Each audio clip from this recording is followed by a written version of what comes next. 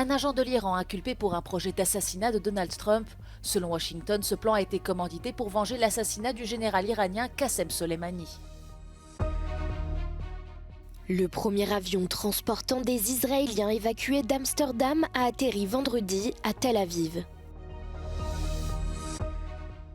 Les dirigeants de l'Union européenne saluent le nouvel accord sur la compétitivité, mais contournent la question de la dette commune. Téhéran a-t-il cherché à faire tuer Donald Trump? C'est en tout cas ce qu'affirme le ministère américain de la Justice qui a inculpé un agent de l'Iran en lien avec un complot présumé visant à assassiner le président élu. Farhad Shakeri, un Afghan résident en Iran après avoir été incarcéré 14 ans dans une prison américaine pour braquage, aurait été mandaté par le régime des Mollahs pour recruter des criminels de droit commun dans le but de tuer le prochain président américain. Un projet qui viserait à venger la mort du général des gardiens de la révolution islamique Qassem Soleimani, éliminé le 3 janvier 2020 à Bagdad dans une frappe de drone ordonnée par Donald Trump lors de son premier mandat. Ces conclusions de la justice américaine se fondent sur des entretiens téléphoniques entre des agents du FBI et Farhad Shakeri qui souhaiteraient obtenir une réduction de peine pour une personne incarcérée aux États-Unis, selon l'accusation. Rendu public 3 jours après les élections américaines remportées par le candidat républicain, ces affirmations ont été rejetées par la diplomatie iranienne. La mission de l'Iran auprès des Nations Unies a, elle, refusé de commenter.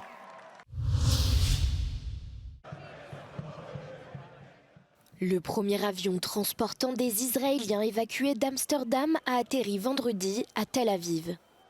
Ce rapatriement intervient après des violences jeudi contre des supporters israéliens en marge d'un match du Maccabi Tel Aviv face à l'Ajax.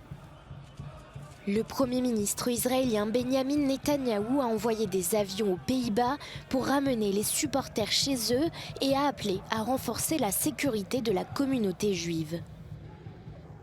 Amsterdam a interdit toute manifestation pendant 3 jours après ces affrontements. Selon les autorités, 5 personnes ont été hospitalisées et 62 arrêtées. Plusieurs dirigeants européens, notamment de France, d'Allemagne et d'Autriche, ainsi que l'Union européenne elle-même, ont condamné ces attaques, les qualifiant d'antisémites. De son côté, le ministère palestinien des Affaires étrangères a condamné les supporters israéliens pour avoir entonné des chants anti-arabes avant les violences et a également appelé le gouvernement néerlandais à protéger les Palestiniens et les Arabes aux Pays-Bas. Cierran este Puskás Arena de Budapest la cumbre informal de líderes de la Unión Europea en un momento en el que la competitividad económica de los 27 está más en entredicho que nunca por la victoria electoral de Donald Trump en Estados Unidos. La Unión Europea lleva tiempo intentando no quedarse atrás ante el resto de sus competidores, pero la emergencia ahora mismo del cambio de ciclo en Estados Unidos no ha hecho que haya habido más que pocos avances, como por ejemplo un acuerdo de competitividad basado en un informe redactado por el expresidente del Banco Central Europeo, Mario Draghi. Eso sí, se han dejado algunos de los puntos más importantes en el tintero, como por ejemplo cómo financiar este imponente cambio tecnológico e industrial. Una de las ideas, la emisión de deuda común, no convence a varios Estados miembros. Aida Sánchez Alonso, Euronews, Budapest.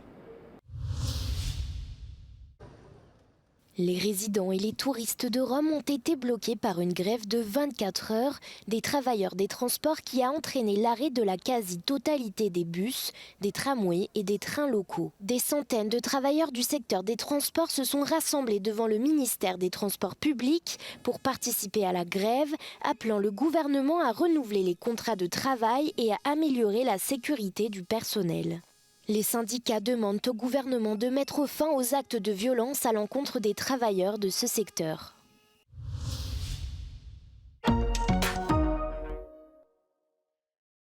Le Chivluch, l'un des volcans les plus actifs de l'extrême-orient russe, est entré en éruption jeudi soir, projetant dans le ciel des nuages de cendres pouvant atteindre 15 km de haut et recouvrant de vastes zones de poussière.